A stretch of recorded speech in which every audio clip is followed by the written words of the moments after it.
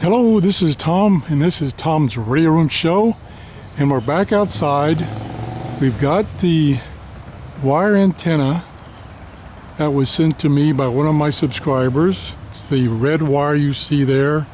It's connected up to the flagpole.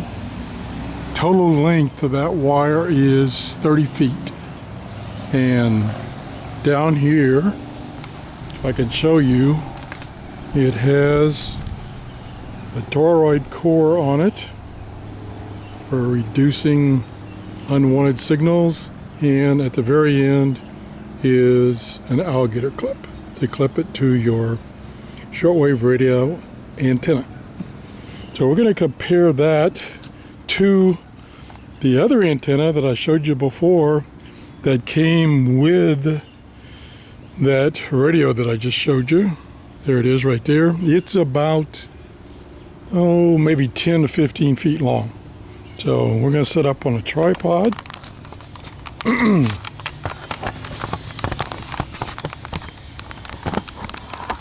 And see if we're in view. Sit down here.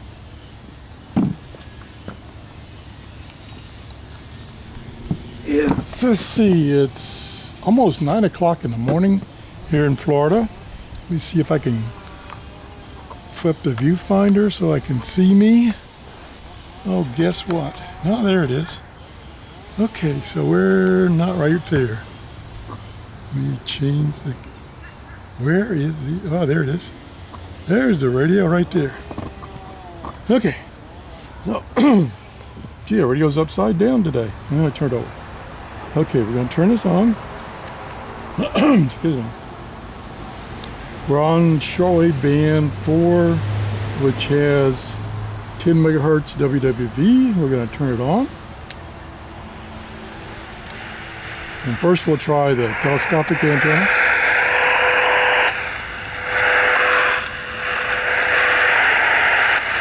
It's there. And it's gone. I lost it. It was there for a second. Okay, there it is. So it's coming in weak. So let's try the antenna that came with the radio, this wire antenna. So we can try that first.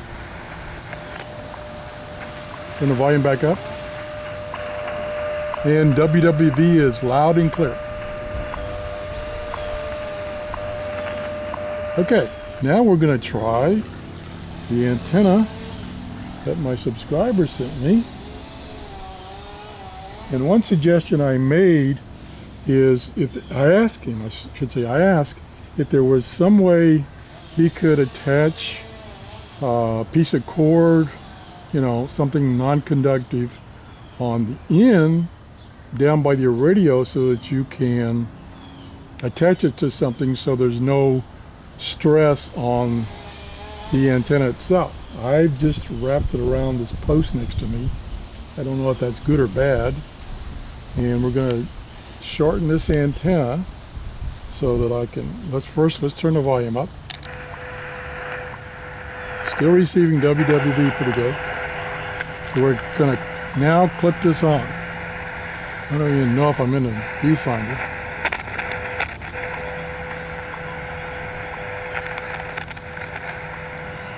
Okay, it didn't seem to help as much as this antenna, which is much shorter. It's not as far up in the air. Of course, it's off in a different direction. That could have something to do with it. But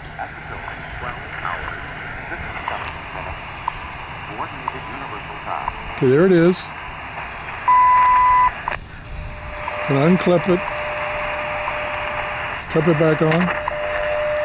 Yeah, it does help a little bit, but I think the difference is, and let me turn this volume down. I think the difference could be that I'm hooking it up to the radio, these two antennas differently. One is going into the external antenna jack, and the other one is clipping it to the built-in telescopic antenna. And the circuitry that gets the signal to the radio could be different on that interface between the built-in antenna and this jack. So another thing that I suggested to the maker of these antennas is that this type of plug is quite common, either in a mono or a stereo. It's quite common. So I suggested that he give an option of what type of plug or connection he wants. What he sent me was a alligator clip connection that clips on to the built-in antenna. Now you could, if you have some of these yourself, you could make a little adapter so that you plug this in and you clip that alligator clip on the antenna to that plug. So that's one thing you might do. But it appears, again, there's so many variables. There's the length of the two different antennas. One's 10 to 15 feet, one's exactly 30 feet. The location in my yard, one is not going straight vertical. It's on a slope up to the top of the flagpole. One is straight up and down. That could make a big difference. Different location in the yard. So many variables. So let's go back and do a couple more stations. And I'll start with the antenna that came with the radio.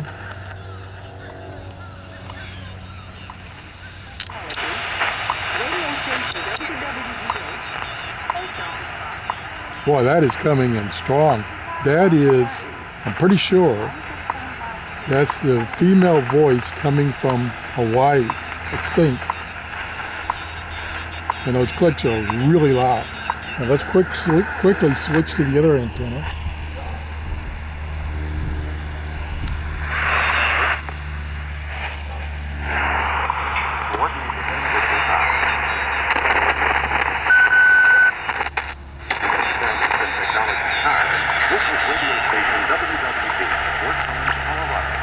That's pretty good, but I don't think it's, of course it takes me a long time to switch.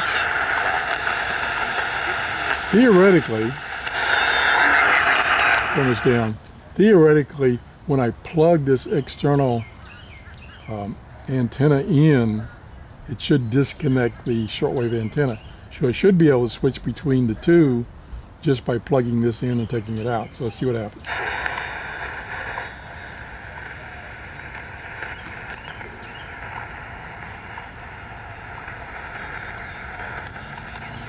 Okay, I'm not hearing WWV is loud now. Conditions are changed. I'll unplug this.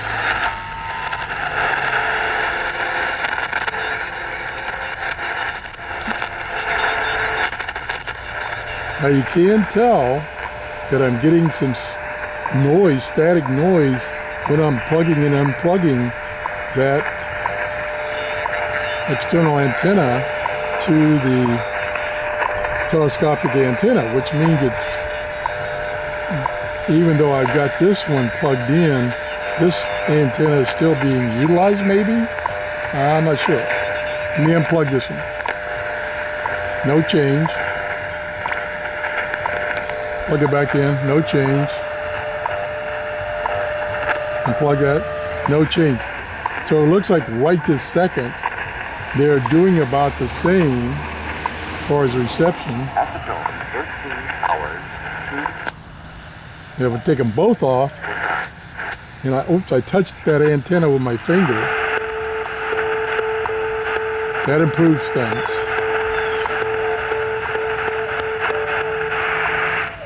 So I think my conclusion is, if I can think of one, is that definitely an external antenna is going to improve the reception on these types of radios. This particular radio, this is the Show You, has an external antenna jack. Most radios in this price range, this is $25, will not have one. So the only alternative is to use something like this. And I think in general the performance may be just as good as something like this. So